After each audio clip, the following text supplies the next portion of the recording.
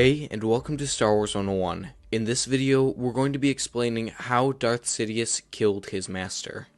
During this video though, I will be reading some parts of the book Darth Plagueis, where this event takes place. So let's dive in. To celebrate his upcoming rise to Chancellorship, after most of the events in The Phantom Menace, Palpatine and Plagueis retired after a long day to Plagueis' large apartment in Coruscant. Palpatine had his master drink so much wine that he eventually became very intoxicated and began to fall in and out of a tiresome sleep.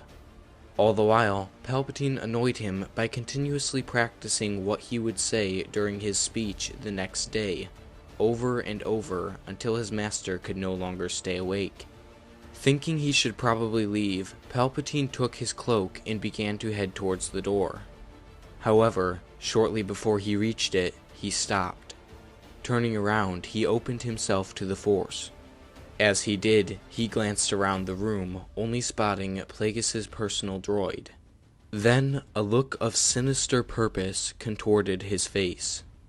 As he glanced around the room once more, the dark side whispered to him, "Your election secured, the Sun Guard absent, and Plagueis unsuspecting and asleep."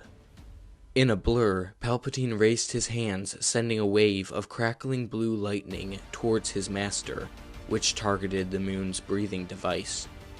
His master's eyes snapped open, and the Force began to gather within him like a storm, but he stopped short on defending himself. It occurred to Sidious that Plagueis was challenging him. Confident that he couldn't be killed, and in denial that he was slowly suffocating, he might have been actually experimenting with himself and trying to keep death at bay. Sidious was taken aback by his master's actions. He wondered if his master was so self-deluded as to believe he actually achieved immortality. After a moment, he then sent another, more powerful blast of Force lightning at his master. Now, Palpatine went into a long speech in which he recounted how Plagueis had thought he ended the rule of two, had manipulated him, and forged him into the greatest Sith Lord the galaxy had ever known, yet never treated him as an equal or awarded his accomplishments. Palpatine then told him that he allowed his pride to blind him to the possibility that he might not be needed in the future. Struggling for breath, Plagueis managed to stand, only to collapse again. Sidious raised his hands for a final time and unleashed a storm of lightning that enveloped his master entirely, and sent objects flying across the room. Looking into the moon's eyes, Sidious says, "How often you said that the old order of Bane had ended with the death of your master. An apprentice no longer needs to be stronger, you told me, merely more clever. The era of keeping score, suspicion, and betrayal was over. Strength is not in the flesh, but in the Force." He laughed, saying, "You lost the game on the very first day you chose to train me to rule by your side. Or better still, under your thumb. Teacher, yes, and for that I will be eternally grateful. But master, never." Sidious peered at his master through the Force, and saw that he was gathering his midichlorians. Palpatine mockingly told him to gather them as he held his thumb and finger close together to choke his master. He told him to try to stay alive while his life is choked out of him. Plagueis gulped for air and lifted an arm toward him. "There's the rub, you see," Sidious said in a philosophical tone. "All the ones you experimented on, killed, and brought back to life, they were little more than toys.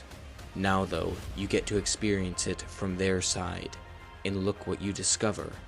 In a body that is being denied air, in which even the Force is failing, your midichlorians can't even accomplish what you're asking of them." Hatred stained Sidious's eyes. "I could save you, of course. Return you from the brink as you did Venomous. I could retask your body to repair the damage already done to your lungs, your hearts, and your aged brain. But I'll do no such thing. The idea here is not to bring you back at the last moment, but to bring you to death's door and shove you through to the other side. A tragedy, really, for one so wise. One who could oversee the lives and deaths of all beings, except himself. The moon's eyes began to bulge, his pale flesh to turn cyanotic. You may be wondering, when did he begin to change? The truth is that I haven't changed. As we have clouded the minds of the Jedi, I have clouded yours. Never once did I have any intention of sharing power with you. I needed to learn from you, no more, no less. To learn all of your secrets, which I trusted you would eventually reveal. But what made you believe that I would need you after that? Vanity, perhaps? Your sense of self-importance?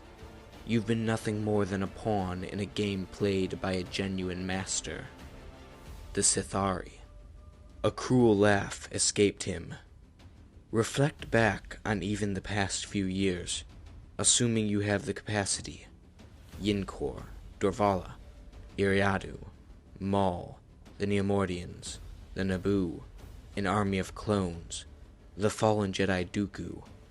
You think these were your ideas, when in fact they were mine, cleverly suggested to you so that you could feed them back to me. You were far too trusting, Plagueis. No Sith can ever really care about one another. This has always been known. There is no way but my way. Sidious's eyes narrowed. Are you still with me, Plagueis? Yes, I detect that you are, though barely. A few final words, then. I could have let you die in the Forbozi district, but I couldn't allow that to happen, that there was still so much I didn't know. So many powers that remained just outside my reach, and as it happened, I acted wisely and rescued you. Otherwise, how could I be standing here, and you be dying? For even after all you taught me, I might not have been able to take the final steps of the Chancellorship without your help in manipulating the Senate and bringing into play your various and sundry allies, if it's any consolation. I'm being honest when I say that I could not have succeeded without you, but now that we've won the race, I have no need for a co-chancellor. Your presence, much less your unnecessary counsel, would only confuse matters. I have Maul to do what the risk of discovery might not allow me to do while I execute the rest of the grand plan. Growing an army, fermenting a rebellion, fabricating intergalactic war, quarreling the Jedi, and catching them unawares. Rest easy in your grave, Plagueis. In the end, I will be proclaimed Emperor. The Sith will have had their revenge, and I will rule the galaxy. Plagueis slid to the floor and rolled face down. Death rattled his lungs, and he died. The droid approached, but Sidious motioned for it to stop. We're going to have to find you a new home and a new body, droid. 1,4-D looked once at the moon, and then Sidious before responding yes. Sidious moved to the window, then turned to regard the murder scene. Higo Damask would have appeared to have died because of a malfunction of the breathing apparatus. He would have the droid alert the medtechs, but no autopsy would be performed, and no inquest would follow. Palpatine would garner even more support as the joyful occasion of his election to chancellorship is diminished by the death of a friend and ally. Sidious moved back into the room to take a closer look at Plagueis, then after a long moment, he returned to the window and pulled the drapes aside. His spirit soared, but briefly, something was shading his sense of triumph. A vague awareness of a power greater than himself. He thought it might be Plagueis reaching out from the far side of death to vex him, or was the feeling a mere consequence of apotheosis?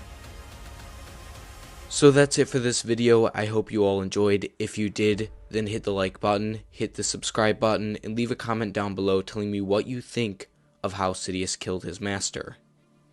At the ending, when he senses a power greater than his own, I thought he might have just been sensing Anakin somewhere out there. Or it could be a foreshadowing of his death.